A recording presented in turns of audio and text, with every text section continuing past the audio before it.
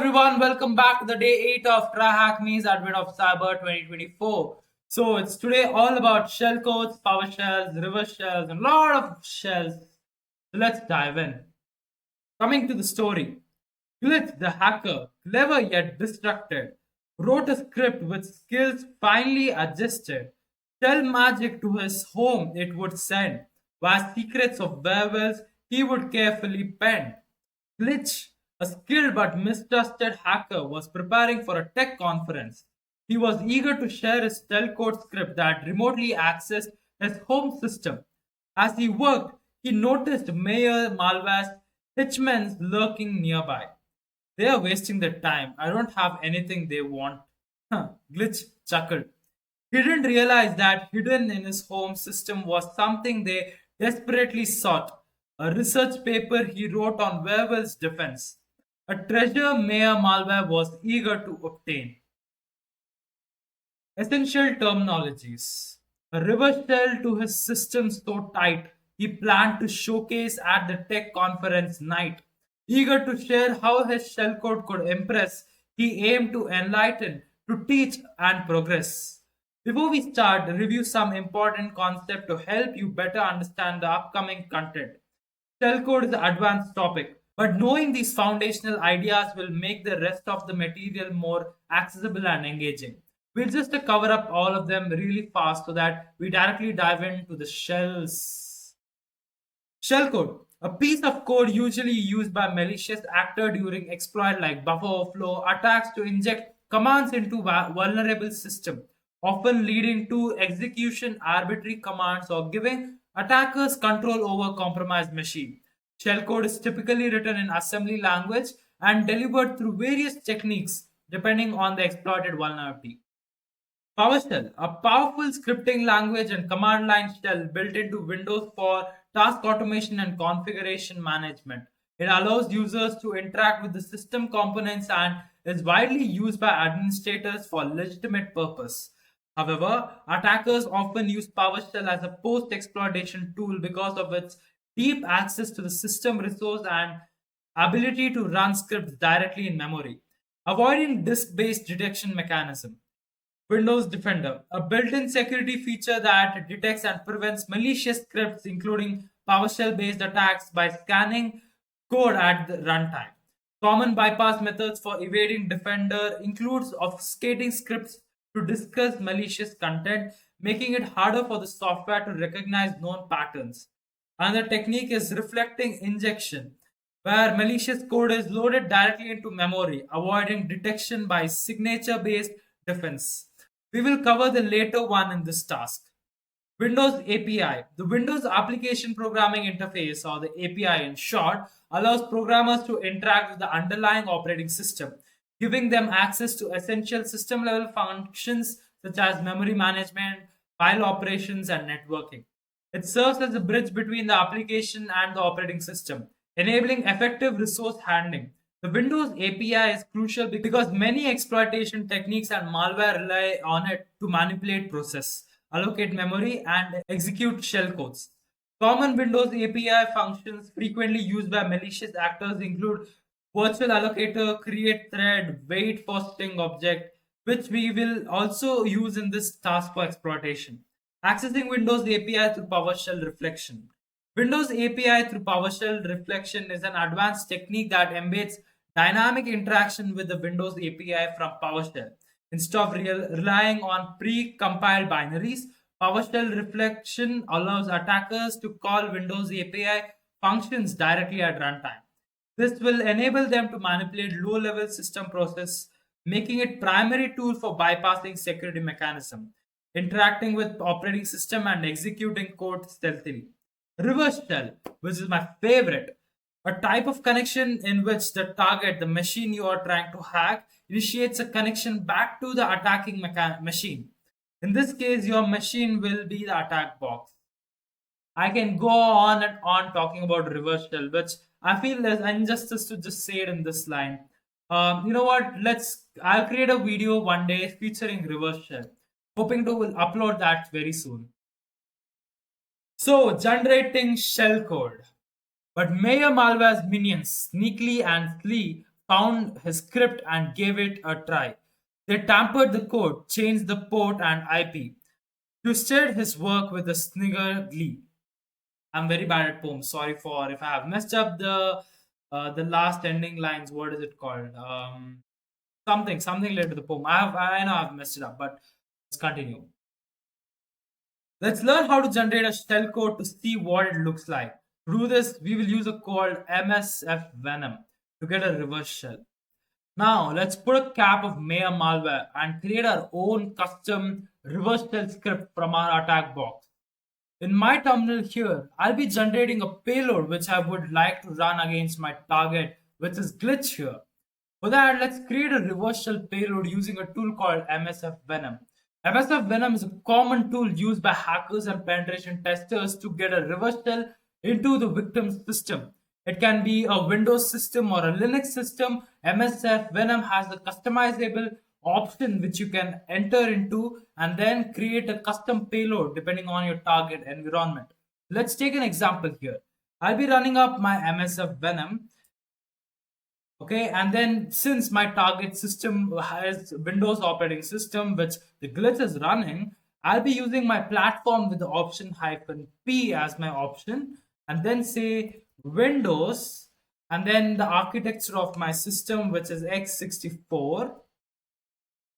And then what type of reverse shell do I want? So I'll specify shell underscore reverse underscore TCP. TCP is basically a method of communication and networking and all. I'll not get deep into it, but just assume it to be a medium of communication for the system.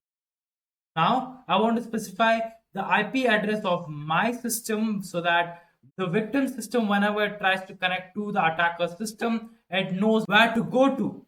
For that, I'll enter my host IP address by specifying the option lhost equal to the IP address of my system. In your case, your attack box might have an IP address.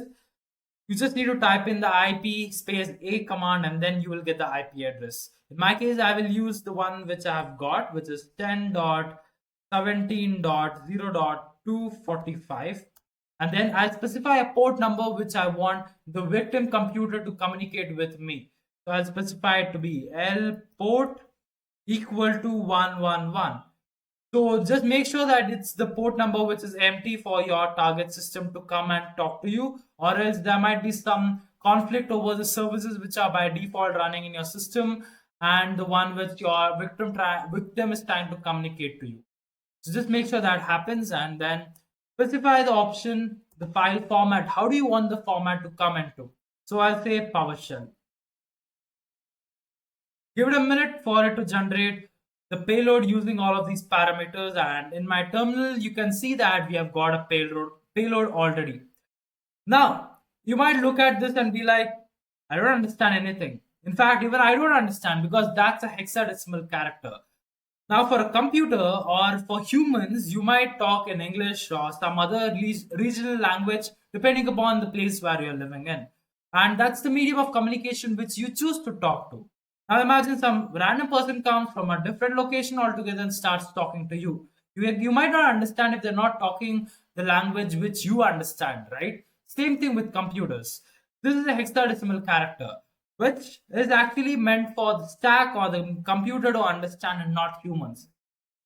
Going to the fundamental understanding of a computer only understands binary, ones and zeros. The CPU can only process ones and zeros and say what to do. And whatever ASCII characters you're typing in, for example, CD or LS or who am I, all of those commands which you're entering in English or the ASCII characters is basically converted into a binary code and then being processed. Now, what we are doing with this hexadecimal character is that we are trying to access the memory. The memory uses hexadecimal to process all of these information. So we are trying to put in our payload directly into the stack of the operating system or the memory of the operating system and then try to run our payload from there. Why are we doing that? Basically for evading or bypassing all the security features that are there in the system. For example, there could be a Windows Defender running in the operating system, and the Windows Defender will instantly trigger if you install a binary file which might contain such reverse shell payloads because they all have a common signature. To evade that, we are directly accessing the memory of the system and then accessing the reverse shell payload from that. Now, that is not easily possible. For that, we need to modify the payload in such a format that it is going to access the memory of it. For that, we'll be using a C# program from TryHackMe's page, which they have gracefully done it for us. Let's scroll down here and copy this into a text file that we will be using right now. So let's copy this and opening some window here. Let me minimize my terminal and let's open up the mouse pad here and paste this command here. I know this is a lot of information for you to, if you try to debug this, what this is. For that, TryHackMe has given you a detailed description about what exactly each command is doing. But just for this video, we'll not be going through all those things, but just be minimizing it. But on the overview of this, what it is doing is it's trying to access the memory of the system and then inserting the payload in this shellcode placeholder. You can see this here. We will be replacing this with the payload that we generated from the MSFvenom. And then it's trying to be running these payload, whatever is entered in the stack, directly to the operating system. Now let's see that in live operation. And then running the command called as nc-lvnp, which is basically nothing but telling a tool called as netcat to listen on verbose and node of searching for any DNS records on the port number, which we have specified to be 111, as you can see here. It's going to listen to any incoming request from this port number. So let me click on enter. Now let me run my payload. So once our payload is ready here, let's upload this payload into the target system. Now the thing is, you cannot just copy this entire content and put it into the PowerShell. The Windows Defender might recognize this as some reverse shell payload and might not allow us to do the intended work that we want to. For that, let's copy the chunk of this payload and then let's open up our Windows target system here and then open up PowerShell here. Now for this, I will open up this mouse pad in the half side of the window, copy this content again, then along pressing shift, I'll come here and then I'm going to paste it here. Then I'll press Control V, which is going to paste the contents here, and then I'll press enter. So that should have entered the first part of my code. Then I'll come back to the mouse pad again here. It's called as mouse pad. I'm going to copy the rest of the part of my payload, which is the shellcode embedded into it. And coming here, I'm going to paste the content into the PowerShell again. And then press enter again. Then open up the mouse pad again and the half of the code here. Copy that and paste it here. And then paste it on my PowerShell. And as I press enter, with any amount of luck that we have, we might have got a reverse shell access. And for our luck, we have got a reverse shell from that. So you can see the Windows prompt to be here. That's good. Now I can do ls or who am I, which is going to say I'm the glitch, and look for the contents using the command dir. We see all the contents here. And that's nice. We have got the complete access over the glitch's computer. From here, we can go anywhere down the line. We can move to some other users present in the system, or anything is possible from this end. It's like having a physical machine in your hand. Now glitch must act, no time to delay. To fix the shellcode and keep focus at bay, he takes and he codes to set the wrong rights, protecting his secret with all of his might. Let's dive into the story and troubleshoot the issue in this part of the task. Glitch has realized he no longer receives incoming connections from his home base. Mayor's minions team seems to have tampered with the shellcode and updated both the IP and port, preventing glitch from connecting. The correct IP address for glitch attack box is from the attack box, which I currently don't have, and the successful connection port should be 444. Can you help glitch identify and update the shellcode with the correct IP and port to restore the connection and claim control? Let's do that. Let's end this session by clicking on pressing enter or exit. Then by pressing exit, then let's create another shellcode here, and then let's say the port number is, instead of 111, say 444, same as the one which is told to us. And then let's generate a shellcode to us. So we have got the shellcode here. Let's copy this shellcode into our mouse pad, what we had before, and then replace these contents with the one which we generated new. So let me paste that there. Then coming to my victim's machine, open up the PowerShell, and here same method of copy pasting the contents part by part. So let's copy this entire first section of the payload, copy that, press shift and click on paste, and then paste it into my terminal here and press enter. We got the prompt, so let's come back to this and copy rest of the portion of our payload. Copy that, come here and click on paste. Here, paste it in our terminal or the PowerShell, press enter. Let me bring this PowerShell up here. Now let's copy the rest of the code here, and then copy that, come here and paste it. Then paste it in the PowerShell, press enter. But before you press enter, we need to power on the netcat session. So let's say lc-lvnp, then the port number is 444, press enter. And now coming to the PowerShell here, press enter. With again the luck, we might have a connection back to our system, and we have successfully got it. Now let's browse to the location that they have mentioned in the question here, which is C users glitch desktop flag.txt. So let's go there, C, and then users, was it users? Yeah, users glitch,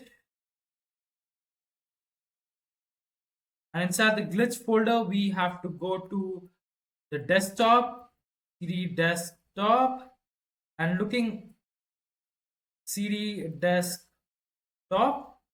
Yeah, now looking at the contents that is there, we see flag.txt. We can use the command type then flag.txt to get the contents of it, and we got it.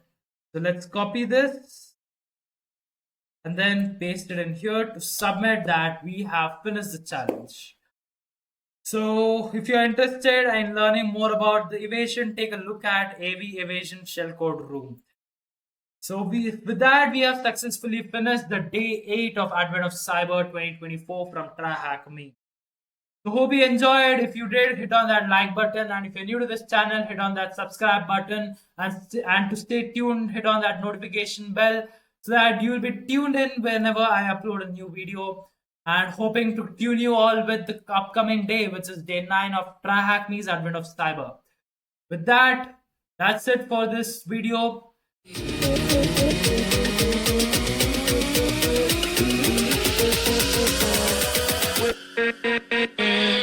With